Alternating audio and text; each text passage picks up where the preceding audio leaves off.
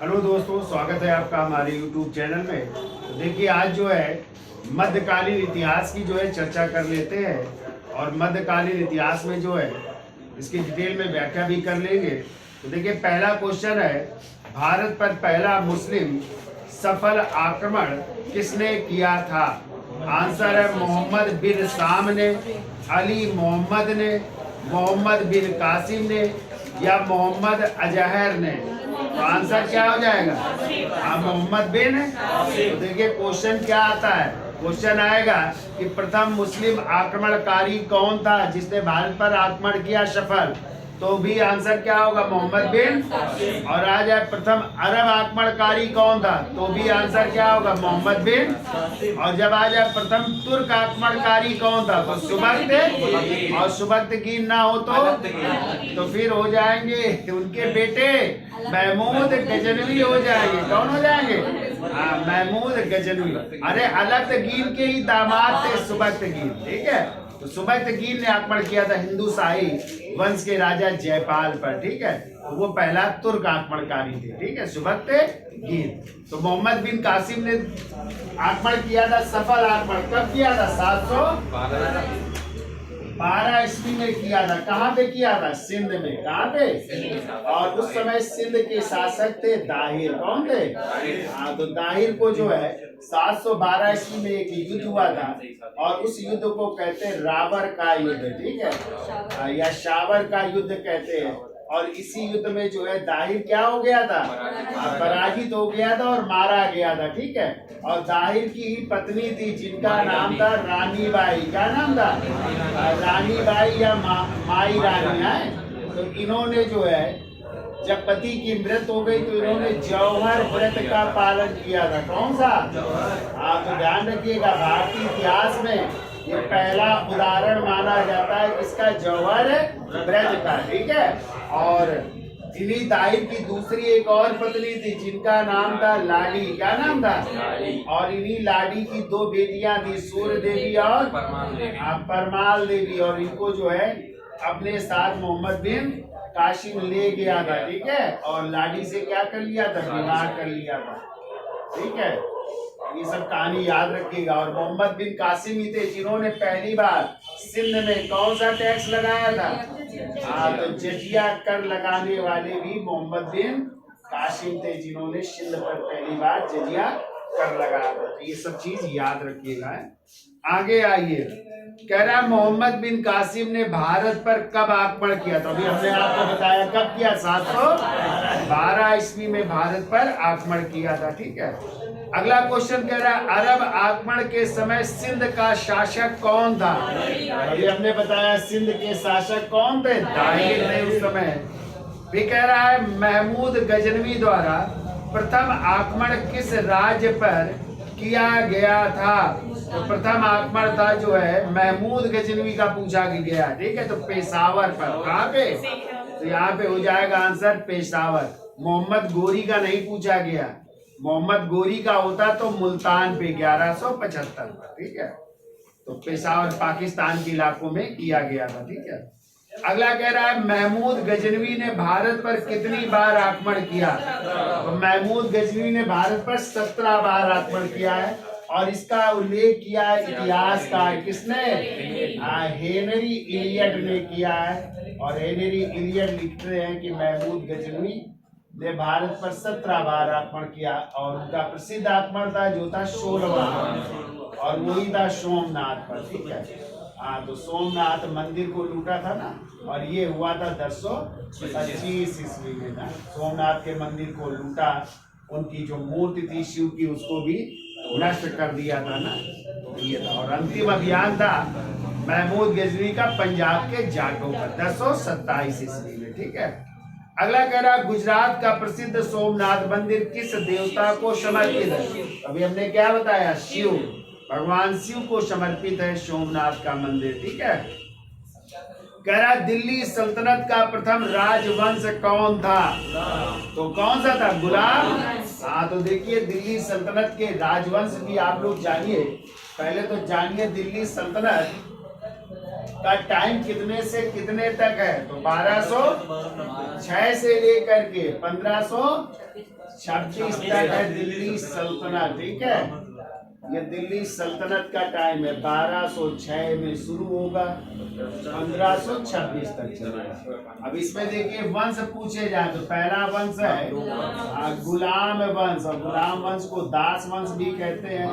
किसी को एक और नाम से जानते हैं, मामलूक वंश भी कहते हैं, याद रखिएगा। ठीक है, मामलूक वंश कहते हैं। और इस गुलाम वंश का टाइम है 1206 से शुरू होगा, 1290 ईस्वी तक है। ठीक है, फिर आएगा दूसरा वंश, इसका नाम है खिलजी वंश, जो कि संस्थापक है जलालुद्दीन फिरोज खिलजी। और खिलजी वंश का टाइम है 1290 से शुरू होगा, 1320 ईस्वी तक है। ठीक है, तीसरा वंश है कौन सा? तुगलक। और तुगलक वंश का टाइम है 1320 से लेकर के 1414 ईस्वी तक। ठीक है, फिर तुगलक वंश के बाद आएगा सैयद वंश। कौन सा वंश? हाँ, तो सैयद वंश संस्थापक खिर्ज खान, और इसका टाइम है 1414 से लेकर के 1451 ईस्वी तक। और अंतिम दिल्ली सल्तनत का वंश है जिसको कहते हैं लोधी वंश है। लोधी वंश के संस्थापक बहलोल लोधी थे, और अंतिम थे इब्राहिम लोधी। और लोधी वंश का टाइम है 1451 से लेकर के 1526 ईस्वी। और इसी 21 अप्रैल 1526 को पानीपत के प्रथम युद्ध में बाबर ने किसको? इब्राहिम लोधी को पराजित किया। इब्राहिम लोधी इस युद्ध के मैदान में। हाँ, अब इसमें एक क्वेश्चन और भी आ सकता है कि दिल्ली सल्तनत में सबसे अधिक समय तक किस राजवंश ने शासन किया? तो तुगलक वंश ने कितने वर्ष? 94 वर्ष तक शासन किया। और आ जाए सबसे कम किसने? सबसे कम आ जाएगा खिलजी वंश। कितने वर्ष? 30 वर्ष तक शासन किया। ठीक है, ये भी याद रखिएगा। आ जाए किस शासक ने सर्वाधिक समय तक शासन किया? यहाँ पे याद रखिएगा, बहलोल लोधी ने किया था। ठीक है, सर्वाधिक समय तक, ये भी याद रखिएगा। लगभग रहा है 1451 से 1489 तक है। ये बहलोल लोधी का टाइम है, लगभग 37-38 वर्ष तक शासन रहा। ठीक है, तो ये याद रखिएगा। चलिए अगला क्वेश्चन कह रहा है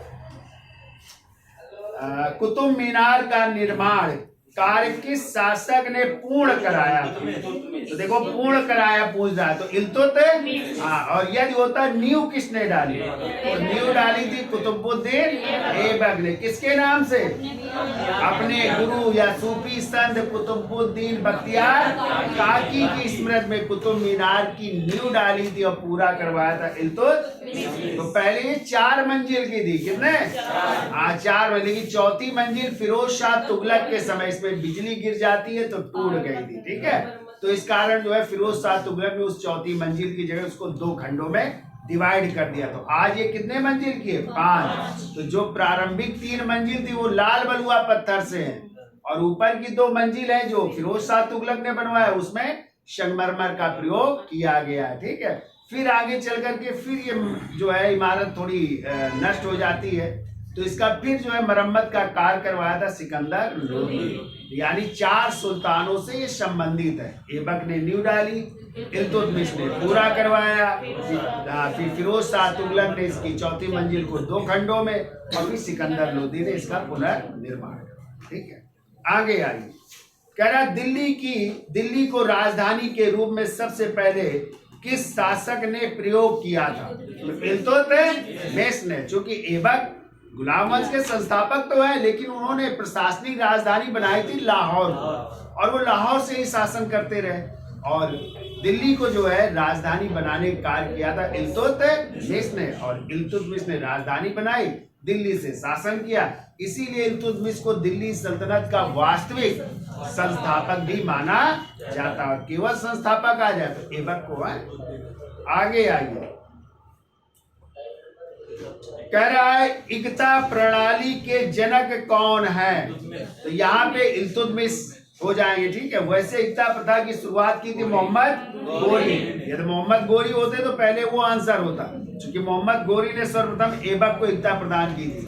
और जब आ जाए व्यवस्थित रूप से इक्ता प्रथा तो इल्तुत, और या फिर ऐबक ना हो और सॉरी गोरी ना हो और आ जाए इक्ता प्रथा की शुरुआत किसने की तो क्या मारोगे? इल्तुत मिस मारेंगे, ठीक है। कह रहा दिल्ली सल्तनत की प्रथम महिला शासिका कौन थी? तो रजिया सुल्ताना। किसकी बेटी थी? इल्तुतमिश की बेटी थी। और इनका टाइम है 1236 से लेकर के 1240 ईस्वी तक शासन किया था। और इनकी हत्या जो है जब अपने भाई से पराजित हुई तो हरियाणा के कैथल नामक स्थान पर ये विश्राम कर रहे थे, ये और इनके पति जो थे अल्तूनिया, नहीं थे, ताबर हिंद या बठिंडा के राजा थे। तो उनकी जो है विश्राम करते वक्त कहते कुछ डाकुओं ने उनकी क्या कर दी थी? हत्या कर दी थी, ठीक है। आगे आइए, कह रहा दीवान ए अर्ज सैन्य विभाग की स्थापना किस सल्तनत कालीन शासक ने की थी?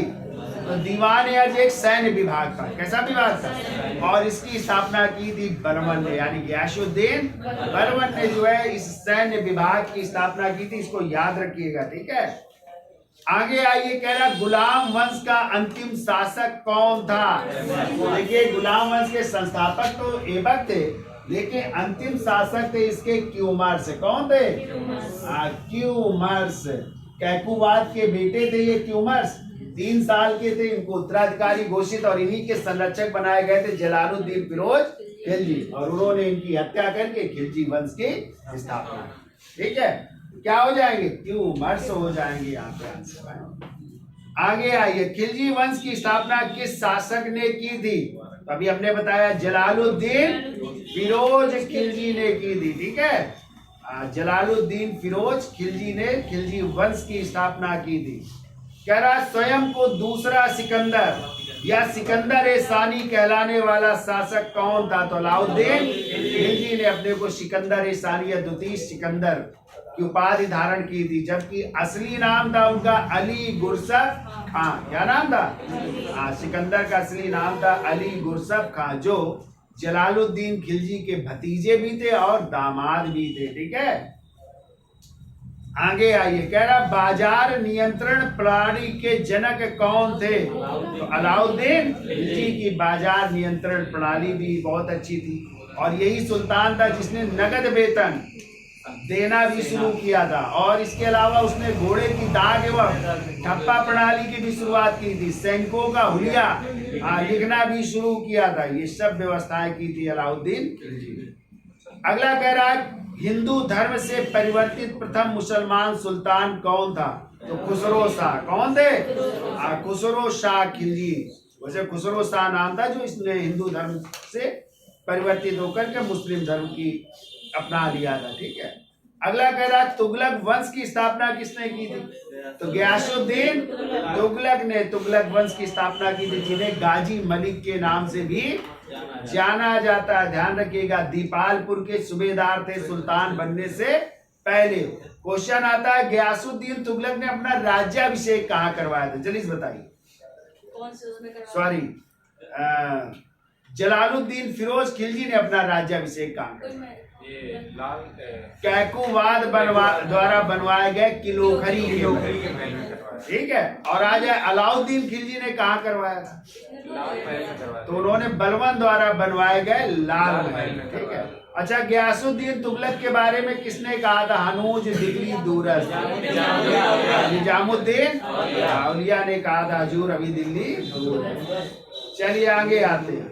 कह रहा भारत में नहरों का निर्माण करने वाला प्रथम शासक कौन था? क्या मारोगे? गयासुद्दीन तुगलक नहरों का निर्माण कराने वाला पहला शासक है। और जो आज सर्वाधिक नहरों का निर्माण करवाया था फिरोज शाह तुगलक ने 5 नहरों का निर्माण करवाया था और सिंचाई कर लगाया था, आबे शर्म लगाया था, ठीक है।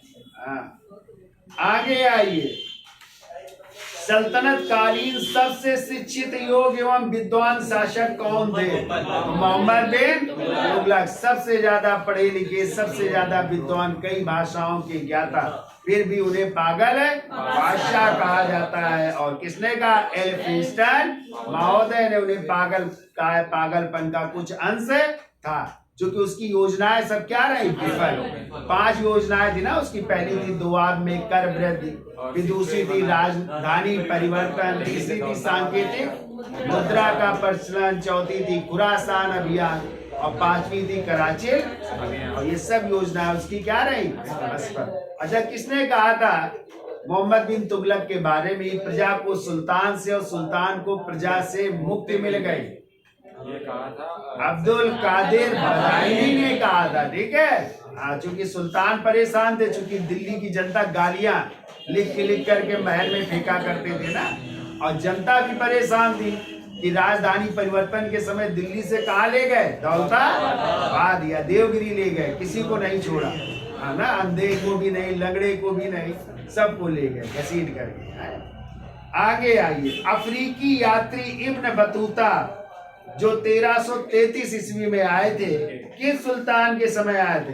तो मोहम्मद बिन तुगलक के समय आए थे इब्न बतूता, जिन्होंने एक किताब लिखी थी। कौन सी? रेला। किस भाषा में? अरबी भाषा। और मोहम्मद बिन तुगलक ने उनको दिल्ली का काजी बनाया था। क्या बनाया था? दिल्ली का काजी। और भेजा था कहाँ पे? चीन के शासक तोगन तिमुर के दरबार में। अगला क्वेश्चन कह रहा है, मोहम्मद बिन तुगलक ने दीवान ए कोही नामक विभाग की स्थापना की थी। या एक क्या विभाग था? कृषि विभाग था। क्या था? कृषि विभाग था, जिसकी स्थापना की थी मोहम्मद बिन तुगलक ने। ठीक है, जबकि एक पेंशन विभाग था, उसकी स्थापना फिरोज शाह तुगलक ने की थी। उसका नाम था दीवान इस्तिहाक। ठीक है, वो पेंशन विभाग की स्थापना की थी। अगला क्वेश्चन देखो, कह रहा है निम्न में से कौन सा तथ्य सुमेलित नहीं है? तो पहला कह रहा है दीवान ए अर्ज। तो दीवान ए अर्ज क्या था? ये याद रखिएगा, दीवान ए अर्ज ये सैन्य विभाग था। ठीक है, और इसकी स्थापना किसने की थी? इसकी स्थापना की थी बलबन ने। ठीक है, तो ये तो सही हो गया भाई है। दूसरा कह रहा है दीवान ए कोही। दीवान ए कोही कौन सा विभाग था? कृषि विभाग था। और इसकी स्थापना किसने की थी? मोहम्मद बिन तुगलक ने, यानी MBT ने की। ये भी सही है। ठीक है, ये कह रहा है दीवान ए मुस्तखराज। तो दीवान ए मुस्तखराज ये वित्त से संबंधित था, यानी बकाया धन वसूली का विभाग था। ठीक है, बकाया धन वसूल करना इसकी जिम्मेदारी थी। और इसकी स्थापना की थी अलाउद्दीन खिलजी। अलाउद्दीन खिलजी लिख लेना। और चौथा क्या है? कह रहा है दीवान ए बंदगान है। तो दीवान ए बंदगान ये एक क्या था? दास विभाग था। क्या था? दास विभाग था। और इसकी स्थापना की थी फिरोज शाह तुगलक ने की थी, यानी FST ने की थी। ठीक है, और इसमें कह रहा है बलवन है, तो यही गलत है भाई है। तो दीवान ए बंदगान एक दास विभाग था, और इसकी स्थापना फिरोज शाह तुगलक ने की थी, ना कि बलवन ने की थी। यही गलत है। अगला कह रहा है ब्राह्मणों पर जजिया कर लागू करने वाला प्रथम शासक कौन था? तो फिरोज शाह तुगलक ने ब्राह्मणों पर भी जजिया कर लगाया था। ठीक है, 24 करों को समाप्त करके केवल 4 कर, जजिया, जकात, खुम्स और खराज। और इसके अलावा उसने ब्राह्मणों पर भी जजिया कर लगाया था। लेकिन दिल्ली के नागरिकों जब देने में असमर्थ थे, तो उन्होंने वसूल किया, और फिर इनको कहने पर जो है ब्राह्मणों के फिर बाद में माफ भी कर दिया गया था। ठीक है, आगे आइए।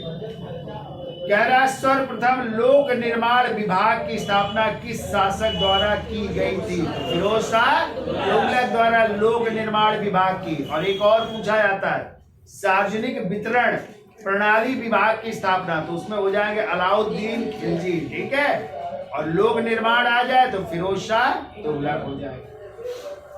कह रहा खिलजी खान ने कौन सी उपाधि धारण की थी? तो खिलजी खान सैयद वंश के संस्थापक थे ना, और इन्होंने उपाधि धारण की थी रैयत ए आला।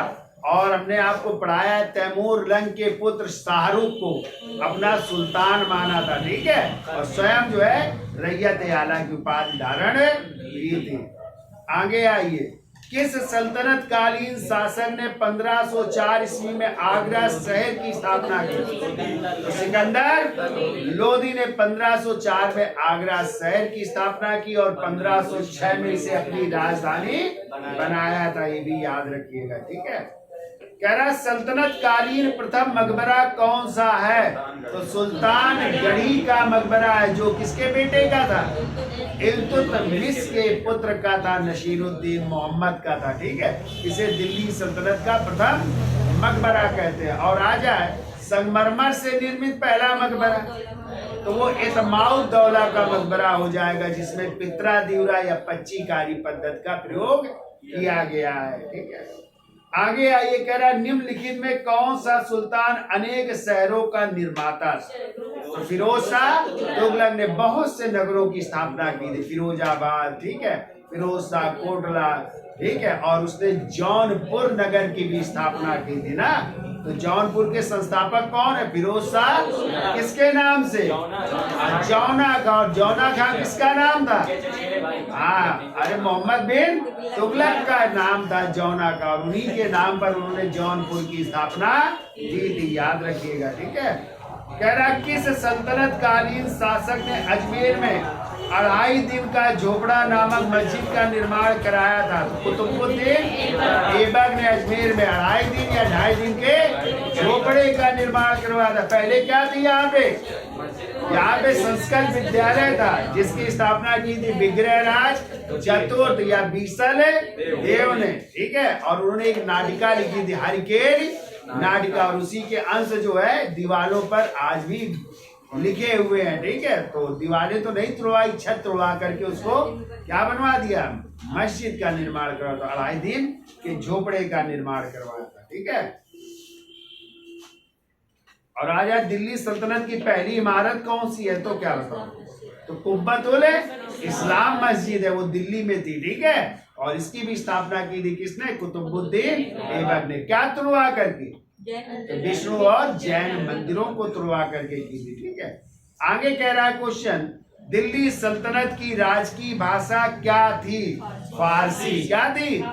फारसी थी, दिल्ली सल्तनत की राजकीय भाषा थी।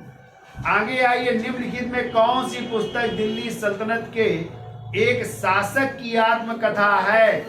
तो फुतहात ए फिरोज शाही। और ये किसकी आत्मकथा है? फिरोज शाह तुगलक की, याद रखिएगा, किसकी आत्मकथा है? फिरोज शाह तुगलक की आत्मकथा है, फुतहात ए फिरोज शाही। जैसे एक किताब है तारीख ए फिरोज शाही और फतवा ए जहांदारी, ये जियाउद्दीन बरनी की है। किसकी है? जियाउद्दीन बरनी की है, ठीक है, लिख लेना, देखो लिखिए, ये भी है तारीख ए फिरोज शाही और फतवा ए जहांदारी, ये दोनों जियाउद्दीन बरनी की है। अगला कह रहा है, भारत में सर्वप्रथम दक्षिण भारत से भक्ति आंदोलन का प्रसार किनके द्वारा किया गया था? तो अलवार और नयनार संतों द्वारा। तो अलवार कौन से संत थे? वैष्णव संत थे, और नयनार शैव संत थे, ठीक है। तो विष्णु को इष्ट देव मानने वाले वैष्णव और शिव को इष्ट देव मानने वाले शैव कहलाए, ठीक है। कह रहा है, गांधी जी के प्रिय भजन वैष्णव जन तो तेने कहिए पीर पराई क्या जाने की रचना किस भक्ति संत ने की थी? तो नरसिंह मेहता, गुजरात के प्रसिद्ध कवि थे नरसिंह मेहता, उन्होंने जो है इसको लिखा था। तो ये गांधी जी का प्रिय भजन है, वो मत मारिए आएगा रघुपति राघव और राजा राम, वो नहीं है, ठीक है, बल्कि क्या है? वैष्णव जन तो तेने कहिए पीर पराई क्या जाने। कह रहा है, कौन से संत तुलसीदास किस शासक के समकालीन थे? अकबर के। किसके समकालीन थे? हाँ, अकबर के समकालीन तो थे, लेकिन अकबर के दरबार में संबंधित नहीं थे, यानी अकबर के दरबार में नहीं रहे वो, ठीक है, थे समकालीन। कौन सी किताब लिखी है इनकी प्रसिद्ध तुलसीदास? रामचरित किस भाषा में? अवधी भाषा में। ये भी याद रखिएगा जो भूल जाओ आप लोग। वहाँ बाकी बहुत सारी है, गीतावली, कवितावली, दोहावली, पार्वती मंगलम है, रामलला, नैछू, बहुत सारी। आगे आइए आप, विनय पत्रिका कह रहा है मुगल शासक अकबर के द्वारा किस सिख गुरु को 500 बीघे भूमि दान में दी गई थी? चौथे गुरु रामदास, जो अमरदास के दामाद थे, बीबी भानी के पति थे। उनको 1577 ईस्वी में मुगल बादशाह अकबर ने 500 बीघा जमीन दी थी। ठीक है, लिख लीजिएगा। 1577 ईस्वी में आए किसने? मुगल बादशाह अकबर ने। और इसी जमीन पर फिर रामदास ने कौन सा शहर? अमृतसर शहर की स्थापना की। तो आज अमृतसर शहर किसने बसाया? रामदास ने। और इसी अमृतसर शहर पर उनके बेटे रामदास के थे गुरु अर्जुन देव। उन्होंने किसकी स्थापना की? स्वर्ण मंदिर या हरमिंदर साहिब की। और इसकी नींव किससे रखवाई थी? हरमिंदर साहिब की नींव सूफी संत मियां मीर से। किससे? मियां। और इन्होंने ही सिखों की पवित्र पुस्तक लिखी थी, आदि ग्रंथ या गुरु ग्रंथ साहिब। किसने? गुरु अर्जुन। तो गुरु अर्जुन देव को किसने मृत्यु दंड दिया था? जहांगीर ने। ये भी याद रखिएगा आप लोग। आगे आइए, कह रहे हैं गुरु गोविंद खालसा संप्रदाय के संस्थापक थे। इनका जन्म कहाँ पर हुआ था? पटना में। यानी 10वें गुरु थे ना गुरु गोविंद साहब, तो उनका जन्म हुआ था पटना। और इनका ही जन्म स्थान कहलाता है पटना साहिब के नाम से। किस नाम से? और इन्होंने जो है खालसा पंथ की स्थापना कब की थी? 1699 में खालसा पंथ की स्थापना की थी, याद रखिए। और एक है खालसा दल, और खालसा दल की स्थापना की थी कपूर सिंह अहलूवालिया ने, भी याद रखिएगा। और खालसा पंथ की स्थापना की थी गुरु गोविंद सिंह ने। ठीक है, और इन्होंने ही 5 चीजें जो है अनिवार्य कर दी थी। ठीक है, केस, कंगा, कृपाण, कच्चा और कड़ा। और कहा था प्रत्येक सिख पुरुष अपने नाम के आगे सिंह और महिलाएं क्या लगाएंगी? और ठीक है, और पंच प्यारे कहा था जहां भी पंच प्यारे उपस्थित होंगे मैं वहीं पर उपस्थित हो जाऊंगा। तो पंच प्यारे वो बालक भी हो सकते हैं, जवान भी, बुजुर्ग भी। तो आपने देखा होगा जब सिख धर्म की कोई कीर्तन संकीर्तन होते हैं या जो जुलूस निकाला जाता है तो पंच प्यारे नहीं चलते आगे आगे, नीली वर्दी में भाला वाला लिए हुए ना पोशाक पहने रहते, वो पंच प्यारे। हाँ, वही पंच प्यारे कहलाते हैं। ठीक है, आगे आइए भाई। सिखों के सबसे पवित्र ग्रंथ आदि ग्रंथ का संकलन किस सिख के गुरु द्वारा किया गया? तो अभी हमने बताया 5वें गुरु गुरु अर्जुन देव द्वारा किया गया था। ठीक है, देखो आ गया। किस भक्ति संत ने भारत की चारों दिशाओं में 4 मठों की स्थापना की थी? तो शंकराचार्य ने। तो 4 मठ चारों दिशाओं में, याद है कि भूल गए? हाँ, तो इस तरह बना लेना आप लोग। कैसे बनाओगे?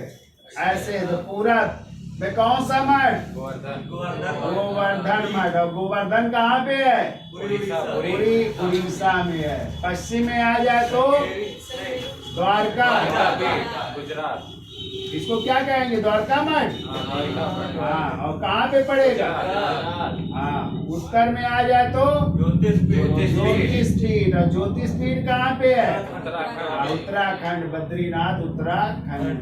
और दक्षिण में है श्रृंगेरी पीठ है। और श्रृंगेरी पीठ है कांची, मैसूर, कर्नाटक में। ठीक है, ये 4 मठ है किसके द्वारा स्थापित? शंकराचार्य द्वारा स्थापित है। ठीक है, और ऐसे ही 4 धाम भी हैं, तो उसमें हो जाएगा इसकी जगह रामेश्वरम हो जाएंगे। ठीक है, तमिलनाडु में हो जाएगा। आगे आइए, कह रहा सिखों की प्रसिद्ध लिपि गुरुमुखी के जनक कौन है? तो दूसरे सिख गुरु जिनका नाम था लहना, जो किस नाम से प्रसिद्ध हुए? गुरु अंगद के नाम से। ठीक है, उन्होंने गुरुमुखी लिपि का आविष्कार किया था।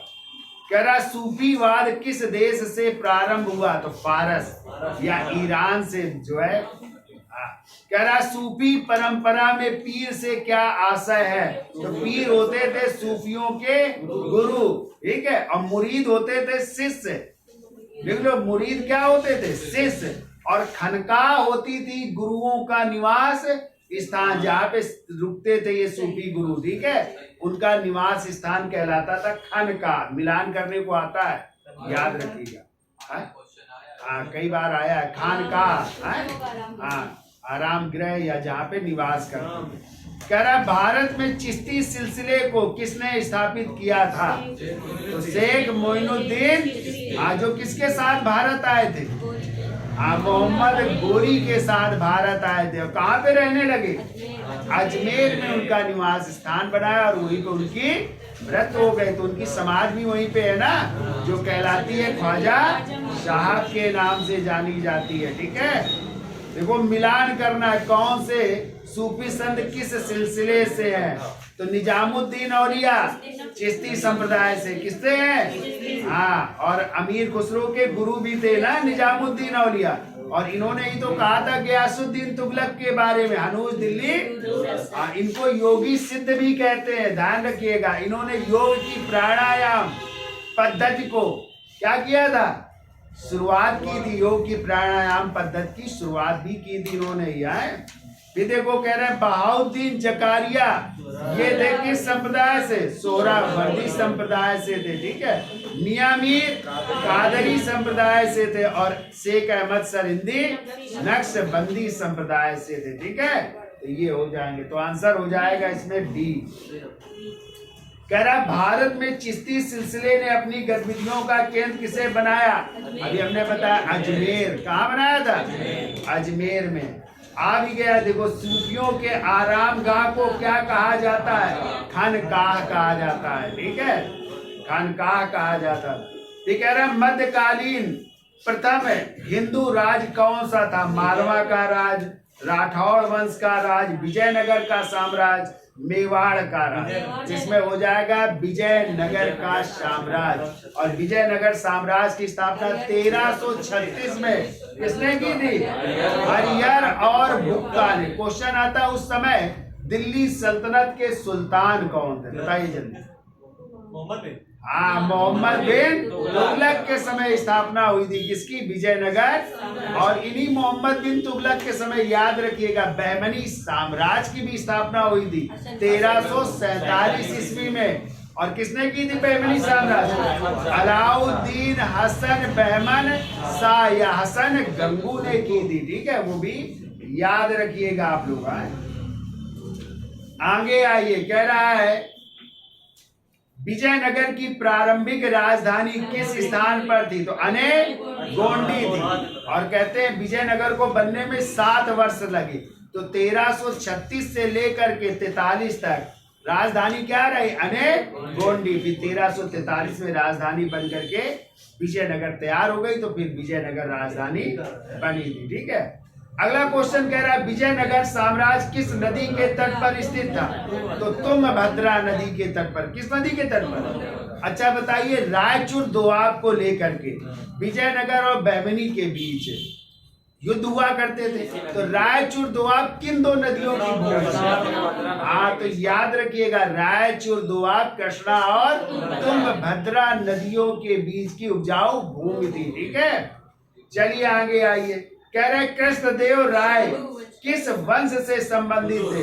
तो कृष्णदेव राय तुलु वंश से संबंधित थे। किस वंश से? नहीं, सबसे पहले संगम वंश। हरिहर और बुक्का किस वंश के थे? संगम। फिर आया था सालू वंश, ठीक है, और नरसिंह सालू थे। और फिर आया था तुलु वंश, वीर नरसिंह या नरसा नायक के बेटे वीर नरसिंह ने तुलु वंश की स्थापना की। और उन्हीं के छोटे भाई थे ये कृष्णदेव राय, जो 1509 से 1529 तक टाइम है। और पूछा जाता है ये किस मुगल बादशाह के समकालीन थे? तो बाबर के। कौन? कृष्णदेव। और इन्हीं कृष्णदेव राय ने तेलुगु में एक किताब लिखी थी। कौन सी? आमुक्त मालियद लिखी थी। और संस्कृत में जामवती, कल्याणम और उषा परिणय लिखी थी। और इन्हीं कृष्णदेव राय के दरबार में अष्ट दिग्गज निवास करते थे। अष्ट दिग्गज क्या थे? 8 तेलुगु कवि थे, जिनमें प्रमुख थे पेडन्ना और दूसरे थे तेनाली राम, जिन्होंने किताब लिखी है पांडुरंग महात्मा। और आज है अष्टप्रधान शिवाजी की मंदिर परिषद के 8 सदस्य थे। दोनों याद रखिएगा, वो अष्ट प्रधान थे, ये अष्ट दिग्गज थे। अष्ट दिग्गज का मतलब 8 तेलुगु कवि, ठीक है। भोज के दरबार में भी रहते थे ना, वो नवरत्न रहते। राजा भोज के दरबार में चंद्रगुप्त द्वितीय, विक्रमादित्य और अकबर के दरबार वो नवरत्न रहते, ठीक है। और यही कृष्णदेव राय थे जिन्होंने हम्पी का मंदिर या हजारा देवी का मंदिर का निर्माण कर और अपनी माँ के नाम पर नागला देवी नगर बसाया था, पत्नी के नाम पर हासपेट नगर की स्थापना की थी। बहुत चीजें हैं इनके बारे में। आगे आइए, कृष्णदेव राय के समय में चर्चित अष्ट दिग्गज कौन थे? देखो आ भी गया, अष्ट दिग्गज कौन थे? तेलुगु भाषा के 8 कवियों का एक दल था, ठीक है। आगे आइए, कह रहा निम्नलिखित में से किस एक युद्ध में विजयनगर राज की प्रतिष्ठा लुप्त हो गई थी? कोटा का युद्ध कब हुआ था? लिखो 23 जनवरी 1565 को तालीकोटा का युद्ध हुआ था, विजयनगर और बहमनी साम्राज्य। उस समय बहमनी साम्राज्य 5 भागों में डिवाइड हो गया था, ठीक है। और 5 भागों में 4 भागों ने मिलकर के युद्ध लड़ा था। तो कौन सा राज्य उस दल में शामिल नहीं था? बरार। जबकि कौन कौन से थे? बीजापुर, अहमदनगर, गोलकुंडा और बीदर, ये 4 थे, ठीक है। बरार शामिल है। और उस समय विजयनगर के शासक थे सदाशिव, लेकिन वास्तविक सत्ता थी उनके प्रधानमंत्री रामराय। रामराय इस युद्ध में मारे गए थे। और सदाशिव को लेकर जो है तिरुमल कहाँ भाग गए थे? पेनगोंडा भाग गए, ठीक है। और फिर हत्या कर दी तिरुमल ने, तो आरवीडू वंश की स्थापना की है। इस तरह विजयनगर साम्राज्य में 4 वंश आए, संगम वंश, सालू वंश, तुलु वंश और फिर आरवीडू वंश, ठीक है। ये क्रम याद रखिएगा आप लोग। आगे आइए, कह रहा है बहमनी राज का संस्थापक कौन था? अभी हमने आपको बताया था अलाउद्दीन हसन बहमन शाह हसन गंगू ने कब? 1347 ईस्वी में। लिख लो 1347 में। किस दिल्ली सल्तनत के सुल्तान के समय? मोहम्मद बिन तुगलक के समय बहमनी साम्राज्य की स्थापना हुई थी, ठीक है।